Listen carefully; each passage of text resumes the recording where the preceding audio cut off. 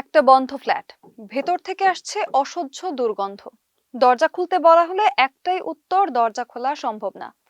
কিন্তু দরজার ওপাশে লুকিয়ে ছিল এমন এক ভয়ঙ্কর সত্য, যা পুরো এলাকাকে স্তব্ধ করে দেয়। ঢাকার কেরানীগঞ্জে গৃহশিক্ষিকার বাসা থেকে উদ্ধার হলো মা ও মেয়ের অর্ধগলিত মরদেহ। 15ই জানুয়ারি বৃহস্পতিবার রাত 9টার দিকে কেরানীগঞ্জ মডেল থানার পুলিশ কালিন্দী ইউনিয়নের মুক্তিরবাগ এলাকায় একটি 5তলা ভবনের 2য় তলার ফ্ল্যাটে অভিযান চালায়। ফ্ল্যাটের খাটের নিচ থেকে উদ্ধার করা হয় রোকেয়া রহমানের মরদেহ, আর তার 14 বছরের মেয়ে ফাতেমার মরদেহ পাওয়া যায় বাথরুমের ছাদের উপর। পুলিশের প্রাথমিক ধারণা, প্রায় 22 দিন আগে তাদের হত্যা করে মরদেহ গোপন করা হয়েছিল। স্থানীয়দের ভাষ্য মতে, কয়েকদিন ধরেই ওই ফ্ল্যাটের আশেপাশে তীব্র দুর্গন্ধ ছড়াচ্ছিল।